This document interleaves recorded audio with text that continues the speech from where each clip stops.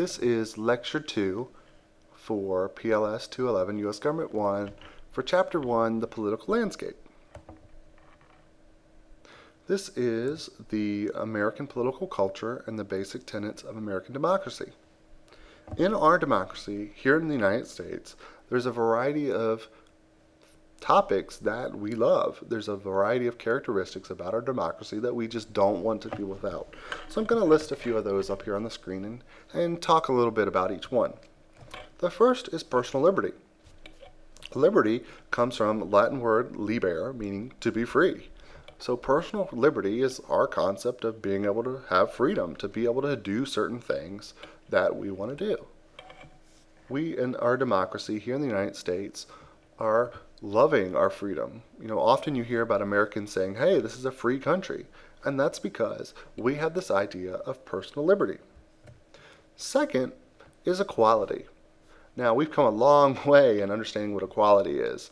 Originally, we were not equal.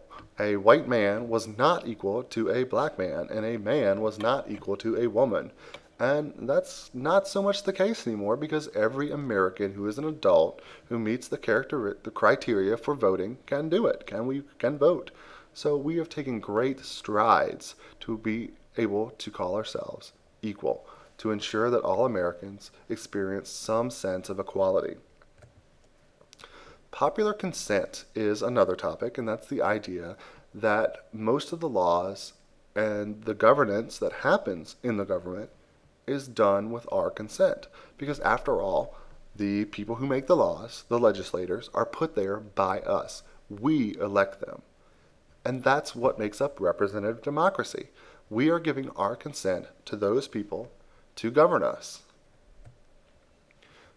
Similarly, we have majority rule. That is the concept that the majority of voters make the decisions. Now, we also have a concept referred to as minority rights, which we'll talk about later. Essentially, that's the concept that a majority cannot deliberately harm a minority by violating certain laws. For example, in a constitution, we outlawed slavery. Well, the majority of our population is Caucasian, so if all the Caucasians got together and made a law that said, hey, let's have slavery again, we can't do that because the minority have rights. E is popular sovereignty. This is the concept that people rule. Popular means people, sovereignty means rule or power. So the people are in charge. If we don't like the government, we can change it. We can vote people out of office. We can put new people into office. We have that power. That makes us a democracy. We have the power to make those decisions. Next is individualism. Because of our freedom, because of our personal liberty, we can be who we want to be. You all might have seen me in my introduction. If I wanted to have a mohawk, I could have a mohawk. If I wanted to shave my head bald, I could do that. If I wanted to get a tattoo, I can do that. If I want to pierce something, I can do that. I can do what I want to make me an individual. Last on the list is religious faith and religious freedom. If we think back to the founding of our nation, religion played a big part. A lot of the people who came over here to this country when we were still colonies came over here for religious freedom. The Puritans, the Pilgrims, the Catholics, the Quakers, they all came over here because they wanted to be able to worship how they wanted to worship. And so even today, hundreds of years later, we still enjoy that ability to have religious freedom. Now, we also have to talk about political ideology and its role in not only the world, but here in America, especially in our politics. Political ideology is defined as more or less of a consistent set of values that are reflected in the political, economic, social, and moral makeup of a society. Globally, ideology has been used to justify incredible acts of carnage. Nazism, for example, was an ideology, and so was communism. But so is democracy. Ideologies are powerful and can shape the world and the view of the people who believe in them. Ideologues are blind and unthinking adherents to that worldview. Ideologues see everything through the lens of their worldview and discount anything else that doesn't fit. The Colbert Report, which some of you might have seen, is a wonderful parody of this phenomenon of the political right in the United States, though the left is equally guilty of such us versus them thinking. You all might have also seen The Daily Show with Jon Stewart. Many Americans espouse liberalism or conservatism, with a growing number saying that they are libertarian. But what the heck does that all mean? Often less than we might think. In the contemporary United States, a conservative favors state action over federal action, emphasizes fiscal responsibility such as balanced budgets, and feels that many social issues such as poverty and homelessness are best addressed by the private sector. A liberal tends to favor a more active government, especially in terms of regulation of the economy. Liberals tend to actively call for the protection of the rights of minorities, the elderly, women, and the environment. They advocate social services for the poor and the working classes as well. On the other hand, libertarians believe in a free market economy, personal privacy, and extremely limited government. Some hardline libertarians argue that the only legitimate role for government is to provide for the national defense.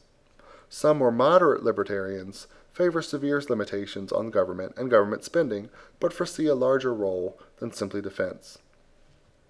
The problem with these labels is that they tend to be applied thoughtlessly and dogmatically. They obscure our ability to see gray areas of common interest and instead polarize the political debate. They often are highly misleading. People often have conflicting views instead of a true ideology. They feel that government should do more to help the poor, a liberal view, and yet strongly favor more defense spending, which is a traditionally conservative view. They feel that civil rights for minorities are very important, as are the rights for the elderly, which is liberal, and they also argue that the government regulation of the economy should be very minimal, which is conservative. So these labels need to be used carefully and thoughtfully.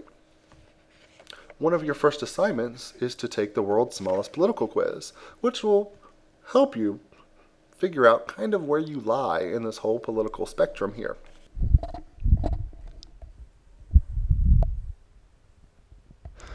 Changing characteristics of the American people. We all know that the United States is changing, and we all know that the makeup of the United States is changing along with it. So let's take a moment and talk about the different characteristics that is actually resulting in America changing. Starting with the size and the population.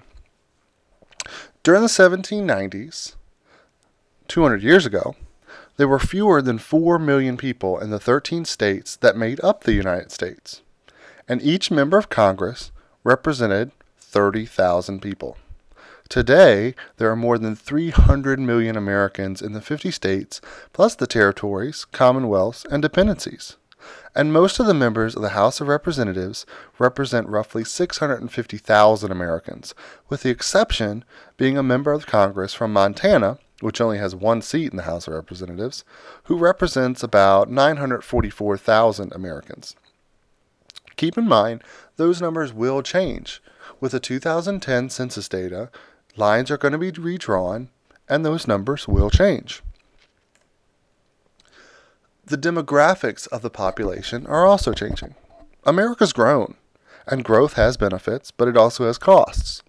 Recent debates about immigration tend to focus upon only the costs of this type of growth. However, there are also substantial benefits, and much of the dynamism of the United States exhibits that this can be attributed in part to immigration growth and the racial and ethnic changes the country has experienced throughout its history. The age makeup of the United States is also changing. Americans are getting older, and we can see from debates about Medicare and other issues from the elderly. We also have changes in race and ethnicity. During colonial times, most colonists came from Anglo-Saxon Northern Europe and shared a Protestant Christian heritage. Slaves came from Africa and the Caribbean, but they didn't have any rights. Laborers and indentured servants came from Asia, and they really didn't have any rights either. Both groups are relatively small in number, and immigration peaked in the early 1900s and achieved an even smaller peak during the 1980s. The earlier peak consisted of immigrants from Northern and Eastern Europe, while the latter peak was predominantly from Asia and other parts of the world. Obviously, over time, immigration patterns have changed, and the United States is no longer an Anglo-Saxon country. The structure of racial minorities in America is also changing. Estimates claim that by 2025, Latinos and Hispanic Americans are projected to outnumber African Americans, and the Asian American population is expected to double. When looking at changes in age, we notice that the age structure is also changing. America's getting grayer. Today, we live longer and are in better health. When the United States was founded, people lived to the ripe old age of 35. Today, life expectancy is in excess of 75 years for men and 80 for women. This has important implications for many public policies, but in particularly healthcare and Social Security. Political scientists and others refer to the different age groups by generational labels that can be useful in understanding public policy and the demands individuals and groups make of governments. Each group is characterized by common characteristics that are formed on the basis of common political experiences. The group born after World War II is often referred to as the baby boomers. This group tends to be experimental and pretty liberal. They grew up with JFK, the Summer of Love, and the Beatles.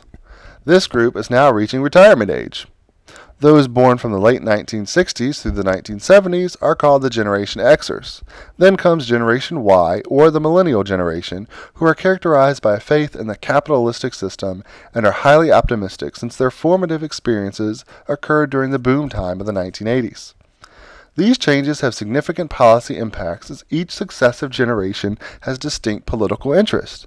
As the baby boomers age and go on Social Security, the system will experience new stresses. Working-age people face huge deficits from the Iraq War and the War on Terror and share an aversion to raising taxes that could turn to cutting the benefits of the elderly. Older people often resent paying property taxes for schools they no longer use and so vote against school funding. There are other policies on which the generations disagree as well. We can also look at the changes in the family and the changes of family size. In general, family sizes have actually gotten smaller, and single-parent families are on the rise. The ideal size for a family, as measured by polls, was 4 children in 1949, while today most said that between none and 2 children were the best. In 1940, 90% of households were family households. In 2006, that number was just over 67.4% for 2-parent households, while another 27% are single-parent households. Years ago, most 2-parent families had a single wage earner. Now, most are dual income couples. The demographic changes have also policy ramifications. Daycare, flexible hours, and after-school programs are the new demands that come from all these demographic changes. All of these changes have seemed to intensify us versus them attitudes in the country.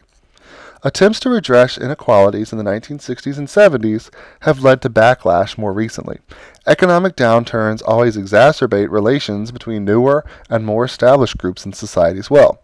Changes in immigration and perceptions that immigrants no longer become American have contributed to governance problems in the United States and have complicated the public policy arena. Demographics matter because attitudes, values, and ideas affect views on policies and government, and on how and whether we vote, on what issues we support and oppose, and so on. Here's a few examples. Baby boomers want to protect Social Security.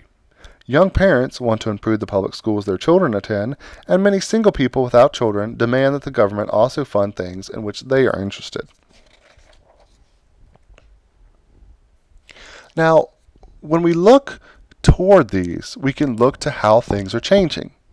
In general, we can look to how things are changing. Each of your textbook chapters has a section on reform and how that particular topic is changing in the recent history. And the first chapter is no exception. Now today, a lot of Americans believe that illegal immigration is a serious problem. That's not really a new thing in American history. Anti-immigration attitudes were prevalent in the mid-1800s, during the 1920s, and during most economic downturns. Changing demographics and economic hardships often seem to increase anti-immigrant feelings. Are these attitudes based on facts, or are they based on feelings? Well, that's something we could debate. The elderly and the young have different perspectives on issues such as Social Security or health care. Your gender or your race may determine your attitudes toward programs like affirmative action or the government response to Hurricane Katrina. These differences are often exacerbated by the fact that the government groups, including the political parties, may not read the same books or watch the same television channels. This diversity can make it very difficult to govern